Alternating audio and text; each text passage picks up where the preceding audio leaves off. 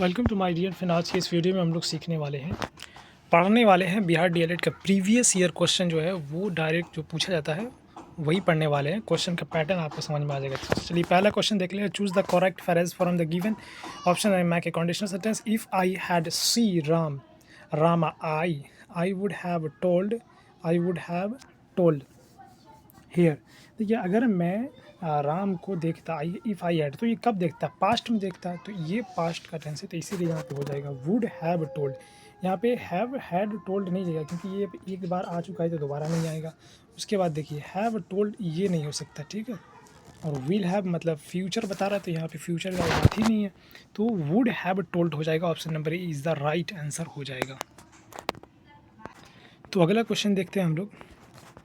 Which of the following में B use at the end of sentence. देखिए कह रहा है कि एंड ऑफ सेंटेंस में क्या यूज़ होता है। देखिए सेमी कॉलन क्या होता है। सेमी कॉलन जो देखिए जिसका निशान इस तरह होता है इसको बोलते हैं सेमी कॉलन। जो ऊपर एक बूंदा रहेगा नीचे भी बूंदा रहेगा लेकिन थोड़ा टेढ़ा होगा। उसी में देखिए यहाँ पे क्या लिखा हुआ कॉलन, क्या लिखा हुआ कॉलन। तो देखिए कॉलन क्या होता है, सेंटेंस के बीच में आता है। ये फिर दो बूंदा होता है, क्या होता है, दो बूंदा होता है। अब कॉमा क्या होता है, सिर्फ एक बूंदा होगा, टेढ़ा होगा, थोड़ा सा क्या होगा, टेढ़ा होगा। देखिए इस तरह होगा, यहाँ देखिए इस तरह होता है। इसको छोटा लिखा जाता है, अभी आपको समझाने के लिए बड़ा लिखे हम, तो छोटा होता है, ऐसे होता है, ऐसे ऐसे होता है। और देखिए एक्सक्लेमेशन मार्क क्या होता है, ऐसे होता है, एक लाइन है नीचे में एक बूंदा।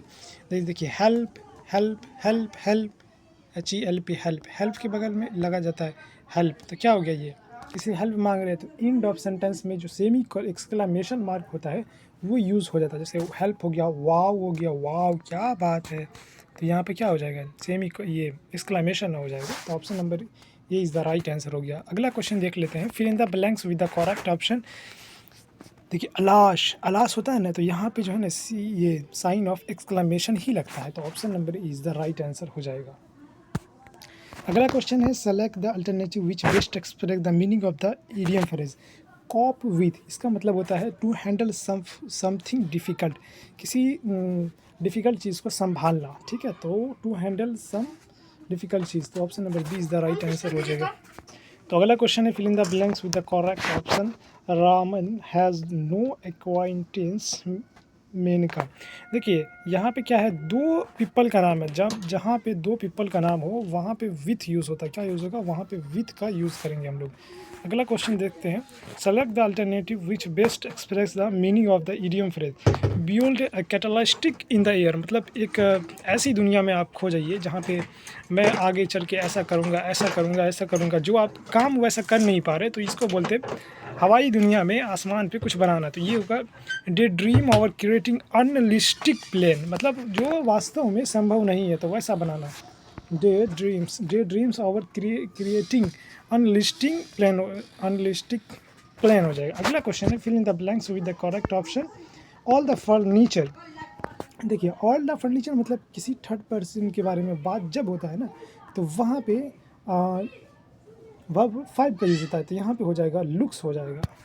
ओके अगला क्वेश्चन देख लेते हैं। Fill in the blanks with the correct option.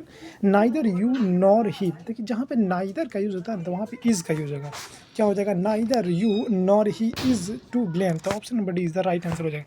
अगला क्वेश्चन है fill in pick out the non finite verb in the sentence given. We must prevent their coming. अब देखिए यहाँ पे क्या होता है, ज़्यादातर जिरंड जो होता है ना तो वही होता है non finite verb. It means आप कह सकते हैं कि वर्ब 4, ठीक है। तो ये पे हो जाए, यहाँ पे हो जाएगा कमिंग जो हो जाएगा यहाँ पे, ये एक नॉन फाइनाइट वर्ब हो जाएगा। ओके तो अगला क्वेश्चन देखते हैं हम लोग। तो हम लोग का नेक्स्ट क्वेश्चन है she was sitting Savitri at Sushma. देखिए जब कोई आदमी दो आदमी के बीच में बैठा हुआ है ना, तो वहाँ पे आपको हमेशा क्या लगाना है, बिटवीन लगाना है। आँख बंद करके लगा दीजिए बिटवीन, क्या लगाना है, जब कोई आदमी दो आदमी के बीच में बैठा हुआ है क्या लगेगा, बिटवीन। आप इसका ट्रिक देख लीजिए, यहाँ पे डबल ई है, मतलब दो आदमी के बीच में बैठा हुआ है ना, डबल ई है तो बिटवीन। अब देखिए दो से ज़्यादा आदमी के बीच में अगर आप बैठते हैं तो वहाँ पे हो जाएगा एमंग का यूज़ होगा, क्या होगा, वहाँ पे एमंग का यूज़ होगा, तो यहाँ पे लगेगा। इस क्वेश्चन का राइट आंसर हो गया ऑप्शन नंबर बी हो जाएगा। अगला क्वेश्चन देख लेते हैं। Select the most appropriate option to change the sentence from direct to indirect speech. I took Rahul to office with me.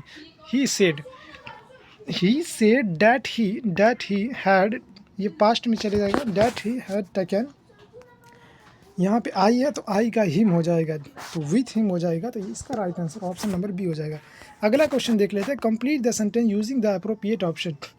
You put the cheese on your crust, don't forget to letter it with marinara श्योर्स। तो मेरा right answer हो जाएगा यहाँ पे B फेर हो जाएगा, option number C is the right answer हो गया।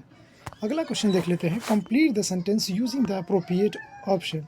दे into their cars and drove away. यहाँ पे देखिए, यहाँ पे पास्ट का बात हो रहा है, तो यहाँ पे गोट लग जाएगा। यहाँ पे लगेगा, यहाँ पे गोट लग जाएगा, यहाँ पे गोट लगेगा। Option number D is the right answer. अगला क्वेश्चन देख ले। A sentence has been given active voice out of 4 alternative given below. Select the one which best express the same sentence in the passive voice. We have brought a new car today. हम लोग आज नया car खरीदे हैं, तो ये क्या हो जाएगा, ये हो जाएगा a new car has been. यहाँ पे क्या होगा, ये हैड नहीं होगा क्योंकि ये पास्ट का बात कर रहा है, क्योंकि आज ही हमने खरीदा है। A new car has been brought by us today.